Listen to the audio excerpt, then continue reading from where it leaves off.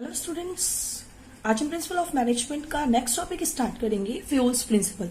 तो before starting the principal हम जान लेते हैं फ्यूल कौन है। Fuel father of management studies and thoughts बोले जाते हैं और ये बॉर्न हुए थे फ्रांस में 1841। इट्स टू इम्पोर्टेंट, ये आपको पता होना चाहिए क्योंकि जब भी आप एग्जाम लिखोगे तो प्लीज इसको मेंशन कर देना। हाँ, ये अलग है कि इसके मार्क्स नहीं मिलते बट आपका आंसर इम्प्रेसिव लगता है।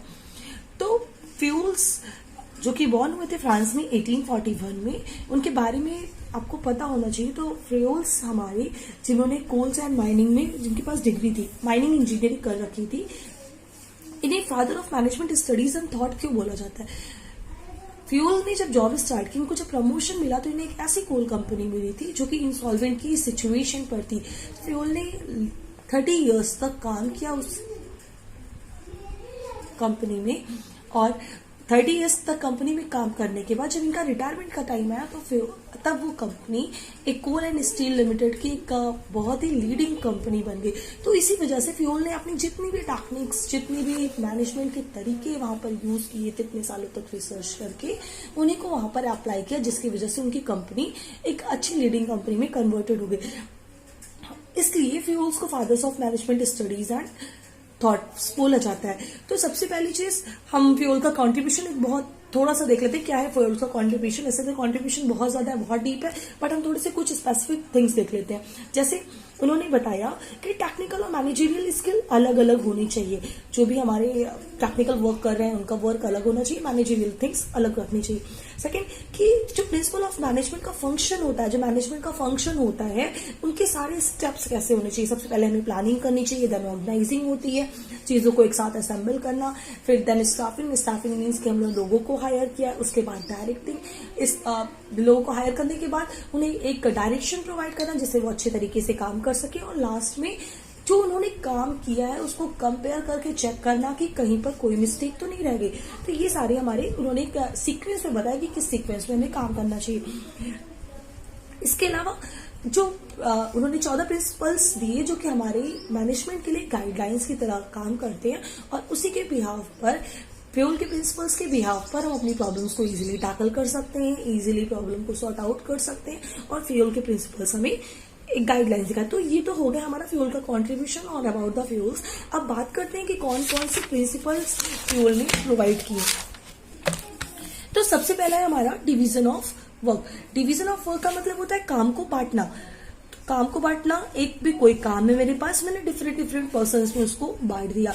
अब ए को भी मैंने काम दे दिया, बी को भी काम दे दिया, सी को भी काम कर दे दिया, डी को भी काम दे दिया। अच्छा, मेरे पास एक काम ज्यादा था, मैंने लोगों में बांटा तो मेरे पास काम का बर्डन कम हो गया। पहला चीज तो मैंने बर्डन कम कर लिया। दूसरा चीज, अब इन सारे पर्सन्स में जिसके पास जो एलिजिबिलिटी है उसकी बिहाफ पर उसने अच्छे से अच्छा काम करने की कोशिश की, क्योंकि काम अब बहुत ज्यादा एक के ऊपर बर्डन नहीं है। अपने स्पेशलाइजेशन के कारण वो अच्छा काम करेंगे। अगर वही काम को पर्सन रेगुलर करता रहेगा तो उसके पास स्पेशलाइजेशन भी आता जाएगा। तो हमारे पास और भी थिंग क्या है कि हमारे पास स्पेशलाइजेशन भी आ गया, तो उसके पास स्पेशलाइजेशन भी आ गया।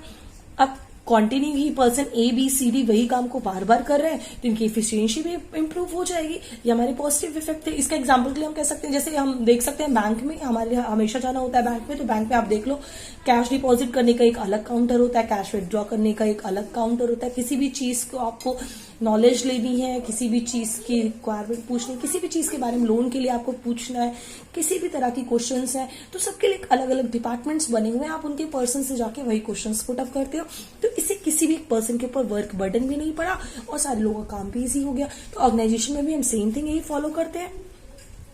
अब नेक्स्ट है हमारा authority and responsibility. Authority and responsibility दो अलग अलग चीजें होती हैं जिसे हमें बहुत अच्छे से समझना होगा। तो अथॉरिटी से पहले हम रिस्पॉन्सिबिलिटी समझ लेते हैं। रिस्पॉन्सिबिलिटी मतलब क्या होता है? रिस्पॉन्सिबिलिटी मतलब होता है obligation to doing the work, कि किसी भी काम को करने जो हम करना ही होता है हमें, वो हमारा क्या हो गया? रिस्पॉन्सिबिलिटी होती है कि हमें कोई काम दे दिया गया, अब उसे हमने टाइमली कंप्लीट करना है। Obligation to complete the work at a right time, हमें उस टाइम तक में उस काम को पूरी तरह से कंप्लीट ही करना है। That's called the responsibility. अब रिस्पॉन्सिबिलिटी तो हमें मिली, लेकिन उसके लिए हमें क्या होना चाहिए? हमारे पास पावर होनी चाहिए जिससे हम डिसीजन ले सकें उस रिगार्डिंग जो भी हम डिसीजन लें, तो वो हमारी कहलाती है authority. Authority means power to take decision. Responsibility के साथ साथ अथॉरिटी का होना जरूरी है। फ्योल कहते हैं आप जिस भी पर्सन को रिस्पॉन्सिबिलिटी दे रहे हो उसके साथ साथ उतनी अथॉरिटीज भी प्रोवाइड करो, तब तो आपका काम बहुत अच्छी तरीके से होगा। अगर आप अथॉरिटी नहीं दे पाओगे तो आपको वो पर्सन कहाँ से आंसरेबल होगा। जैसे एग्जाम्पल के लिए मैं एक एग्जाम्पल लूँ, मैंने यहाँ 500 यूनिट्स लिख रखी है। मैंने किसी पर्सन को, प्रोडक्शन मैनेजर को बोला कि आप 500 यूनिट्स मुझे 1 वीक के अंदर, 1 हफ्ते के अंदर बना के प्रोवाइड करो। अब वो पर्सन, रिस्पॉन्सिबिलिटी तो उसने ले ली, बट मैंने उसे किसी भी तरह की कोई अथॉरिटी नहीं दे रखी है और मेरे से उसका अच्छा कांटेक्ट भी नहीं है। अब क्या होगा, अगर रॉ मटेरियल खत्म हो जाता है, वर्कर्स नहीं आ पा रहे हैं, वर्कर्स की कमी हो रही, टेक्निकली कोई प्रॉब्लम हो गई, तो क्या वो पर्सन 1 हफ्ते के अंदर काम करके या काम नहीं कंप्लीट होने पे मुझे आंसरेबल हो पाएगा?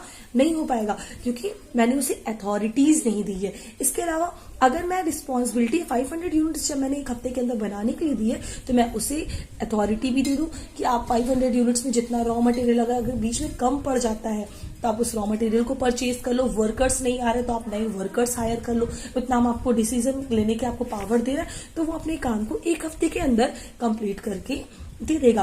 तो इसका पॉजिटिव इफेक्ट यही है कि अगर ये दोनों चीजें मिलेगी तो अब 1 हफ्ते में अगर काम नहीं हो पाता तो आंसरेबल कौन होगा? वो पर्सन जिसको मैंने रिस्पॉन्सिबिलिटी दी थी और जिसको मैंने अथॉरिटी दी थी। तो उस वर्ड को हम बोलते हैं अकाउंटेबिलिटी। अथॉरिटी और रिस्पॉन्सिबिलिटी आने के बाद हमें अकाउंटेबिलिटी मिल जाती है कि हम वो पर्सन, हमको जवाबदेही हो जाता है, उसे आंसरेबल होना पड़ेगा। अब ऐसी कंडीशन में वो अपनी अथॉरिटी का मिसयूज नहीं कर पाएगा,